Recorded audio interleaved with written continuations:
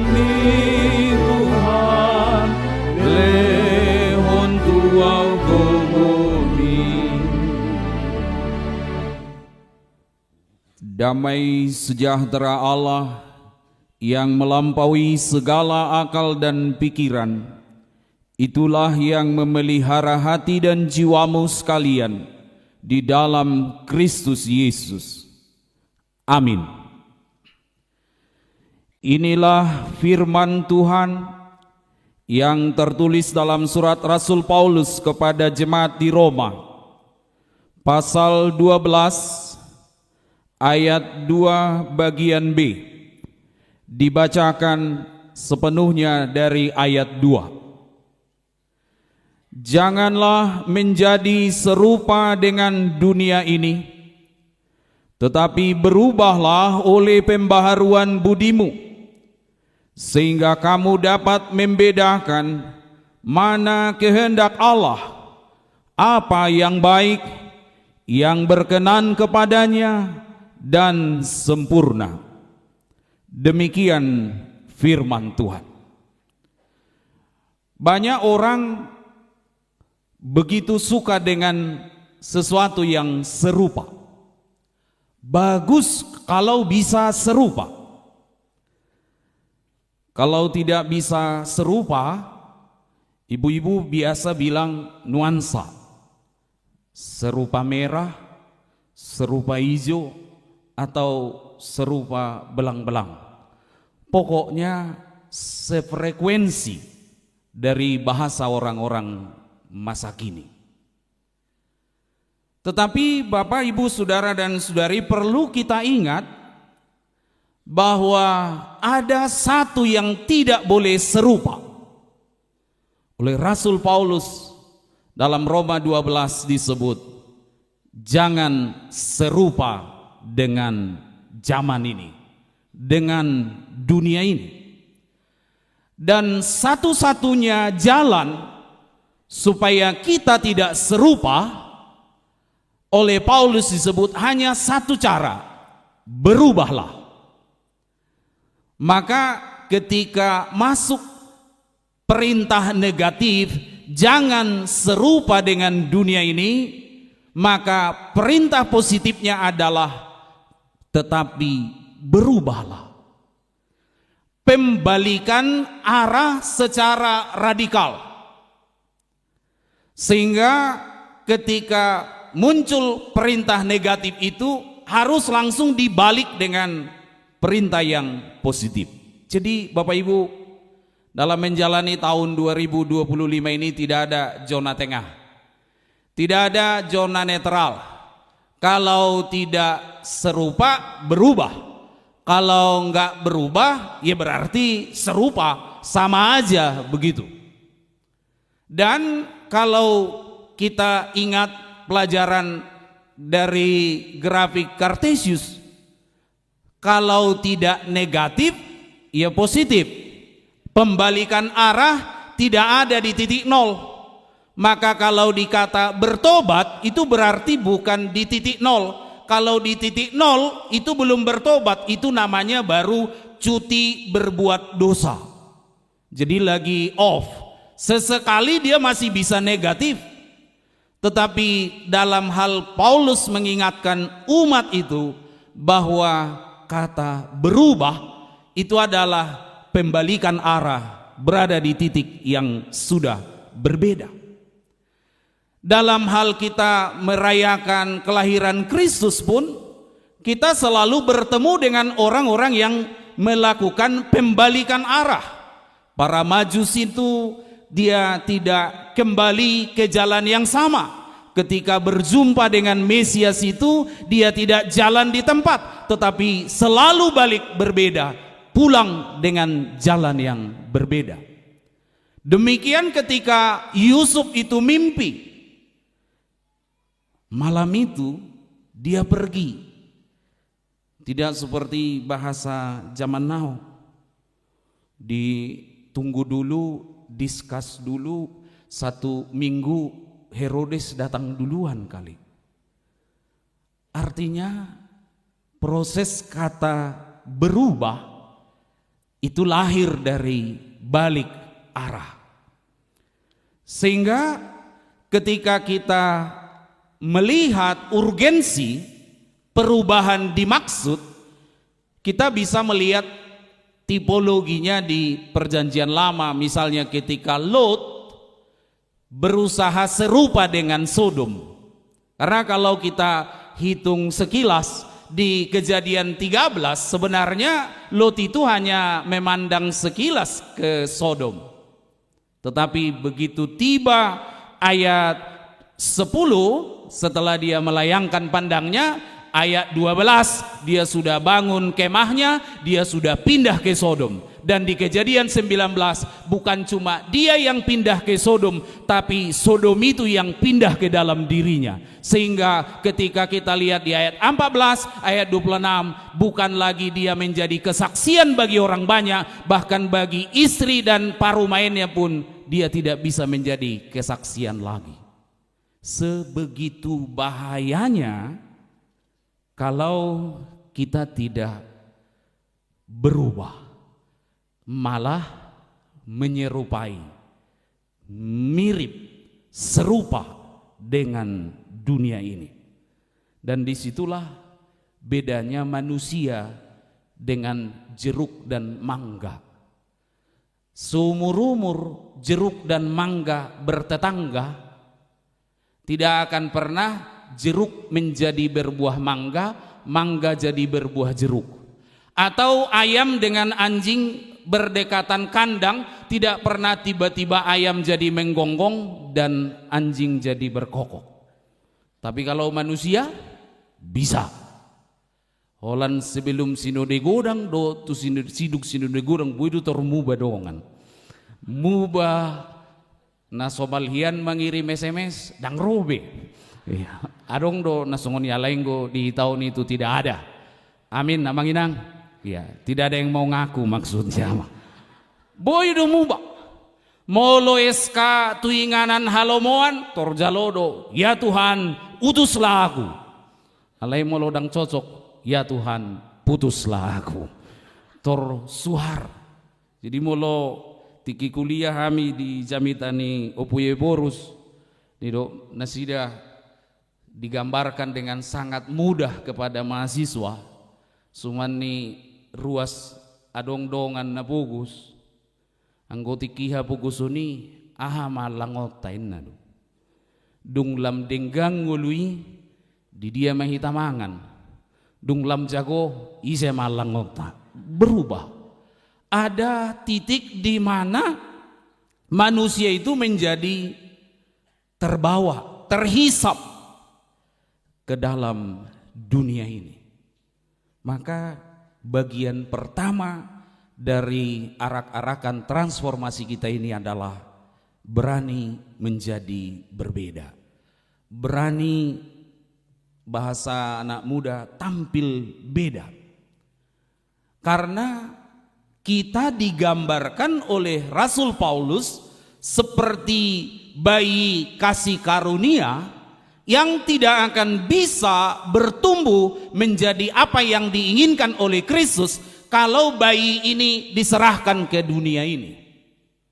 Dan sebelum kita melihat ini lebih jauh, sebenarnya HKBP tidak ada persoalan teologis dengan dunia.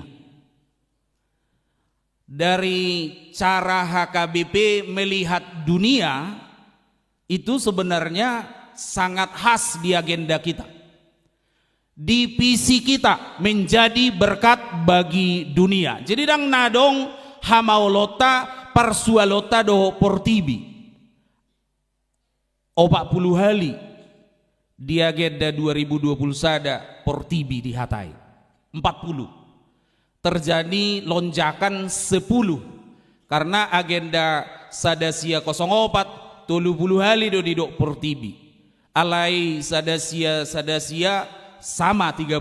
Topu di sadasia tolusia moru gabe 26. Alai dung 2020 sada nakok gabe 40. Hata portibi.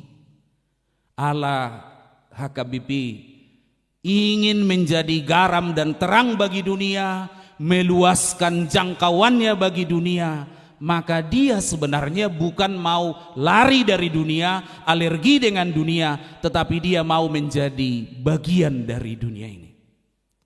Sebab itulah ganuk minggu do solhot portibi tu hapor siaun ni hakabibi dang tahati dakon hata hapor siau tai ia sojolo didok tahati dakon mahapor siau tai songon nahina tidakon ni dongata sa hapor siaun disadok portibion.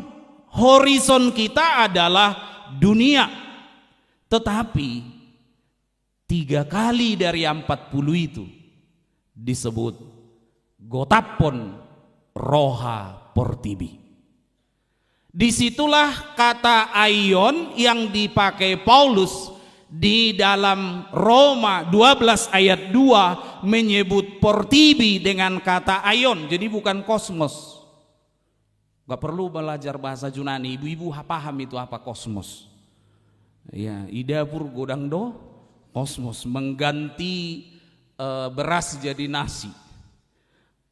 Kosmos lah kata kemudian yang mengembangkan kata kosmetik, naroahia gabi begak alaya dong dotong gabi jobbing.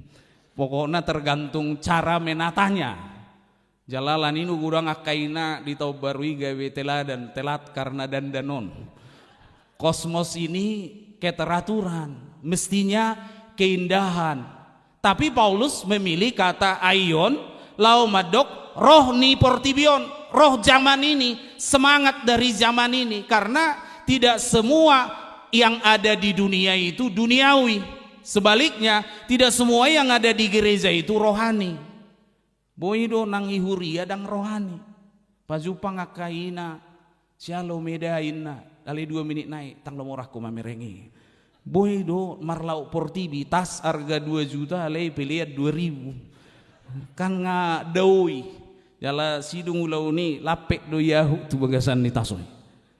Banyak hal yang mana mestinya gerejawi tapi tidak rohani.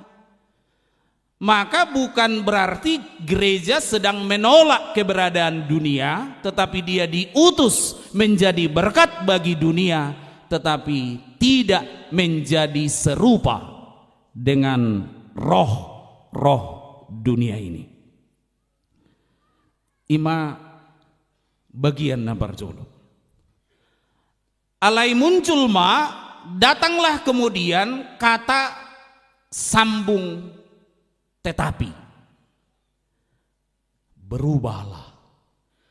Tetapi ini adalah kata sambung yang sangat penting, yang sangat mahal.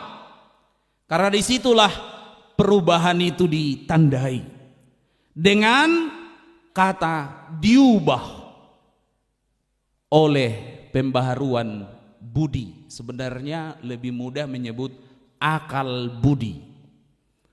Dan memang dari dulunya kita biasa mengenal kata budi. Yesde ngasai pajupang dohot budi, bapak budi, ibu budi. Alai dakkolan hata budi sabing. Akal budi. Karena apa? Sebenarnya pusat kendali ada di pusat yang menentukan pikiran, tindakan dan perbuatan kita. Disitulah pembaharuan harus diletakkan.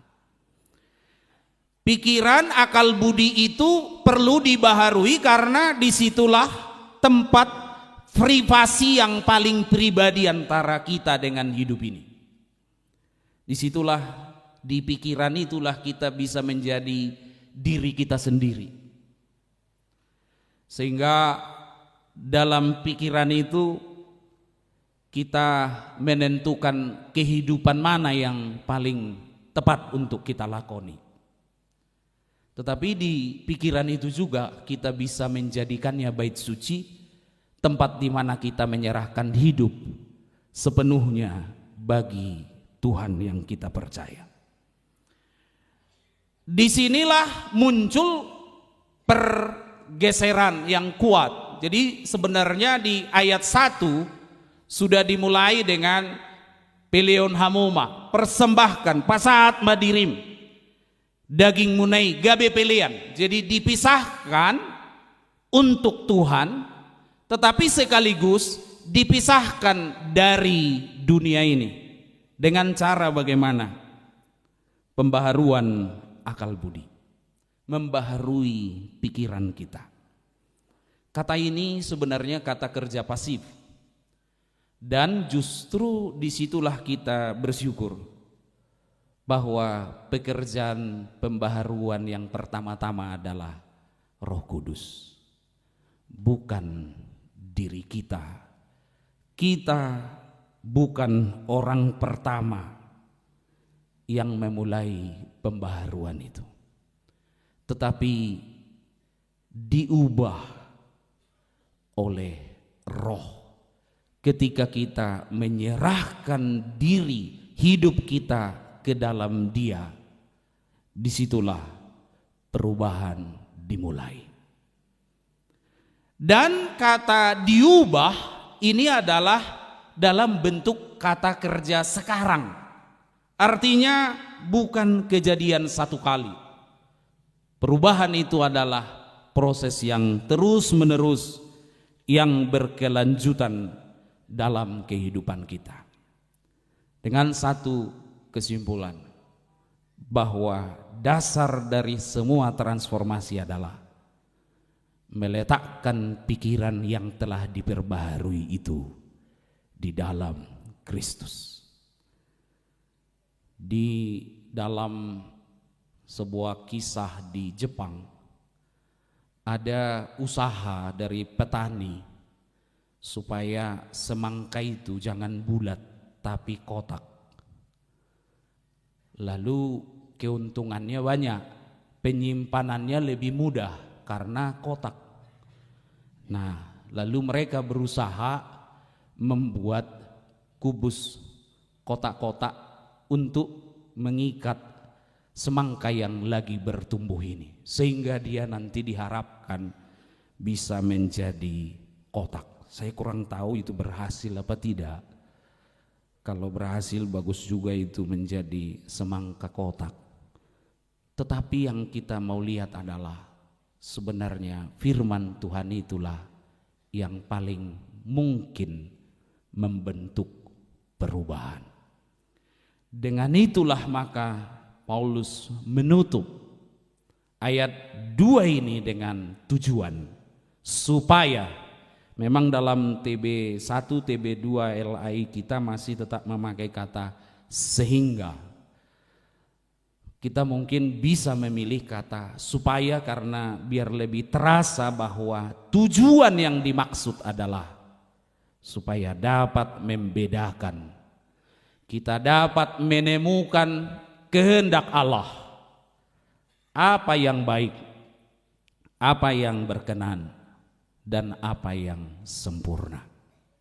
Ini unik.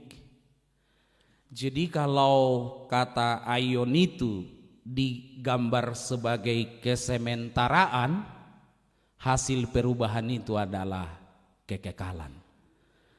Dalam terminologi sehari-hari ketika dikatakan aion itu udah pasti ngolu persatokinan, kesenangan sesaat, sesuatu yang sifatnya sangat instan, itu kemudian disanding dengan yang kekal, firman Allah yang sempurna itu. Sehingga bagaimana kita merayakan transformasi ini, gerakan utama kita adalah mencari kehendak Allah, mencari isi kebenaran Allah. Kalau Martin Luther bilang tidak semua kebenaran itu nampak di permukaan, maka kadang kita perlu seperti pohon diguncang dia supaya kebenaran itu kita temukan. Maka ada istilah pendalaman Alkitab, artinya menggali dan menemukan, mencari kebenaran yang lebih besar, lebih indah. Kristus memang sang kebenaran itu sudah lahir, tetapi kita terus mencari dan menemukannya dalam kehidupan kita sehari-hari. Menguji di transformasi inilah kita menguji mana kehendak Allah, mana yang bukan kehendak Allah. Maka dari ini kita bisa melihat minimal ada dua hal yang perlu kita pikirkan dalam merayakan tahun transformasi AKBP di 2025 ini. Sekaligus menjadi bagian penutup dari khotbah ini yang terakhir. Karena biasanya kalau sudah mendengar kata terakhir, yang tidur pun langsung bangunnya. Allah terakhir. Kita melihat bagian terakhirnya adalah pertama, mungkin kita harus memikirkan kembali emosionalisme kita dalam bergereja, bahwa Tuhan dalam hal ini Rasul Paulus mengatakan yang baiknya bukan yang enak. Kadang pemuasan perasaan idona tahirim na marhuria, sayolo matahilala, perasaan yang dielus-elus, sehingga itu menjadi bagian utama dari cara kita bergereja. Padahal kita kehilangan misi, panggilan, tujuan, bahwa kita diutus seperti domba ke tengah-tengah serigala. Yang kedua, spiritisme. Ope seholana todito diomong dengan segalanya seperti roh dan roh. Padahal 3 bagian terakhir dari Roma 12 ayat 2 ini menyebut yang baik, yang berkenan, dan yang sempurna. Tak ada lagi di atas itu. Memikirkan kemuliaan Allah, memikirkan bahwa kita adalah milik Kristus, saya miliknya dan dia milik saya, dan kita cukup dengan dia. Firman itu sempurna, cukup untuk kita menjalani dan memberangkatkan tahun-tahun kehidupan kita. Kita juga melihat watak eskatologis dari 3 bagian yang terakhir ini, bahwa memang cara kita merayakan transformasi ini juga adalah dengan melihat kekekalan, dan akarnya di kekekalan, tapi cabang-cabangnya di masa kini. Merayakan kehidupan surgawi itu di suasana dan cara kita melayani dan menghadirkan gereja di masa kini. Itulah tantangan dan pergumulan kita, sehingga kiranya seperti harapan kita bersama, transformasi AKBP berjalan dengan makin banyak pelayan-pelayan dan seluruh jemaat yang senantiasa dibaharui karena pikirannya dipenuhi oleh pikiran Kristus. Lam sohaida do ditikina para pudion hakristenoni ngahira dos doho portibion dang tarida be todini hakristenoni hapor siaute pemulo na julu taddido buido takas tadaon halak si tada Kristus ala tarida situtu dingoluna siganopare. Karena sekarang semua samar. Etika Kristen itu juga mulai pudar, tak kelihatan lagi karena kita nyaris tidak punya etos. Disitulah gerakan ini kembali, sehingga kita melihat kalau kata serupa itu diambil dengan kata kompromi, maka kita mungkin hapus komnya, tinggal promisio, pro terhadap penginjilan, kasih dan kebenaran yang daripada Kristus. Selamat tahun baru di Hita Salutna. Amin.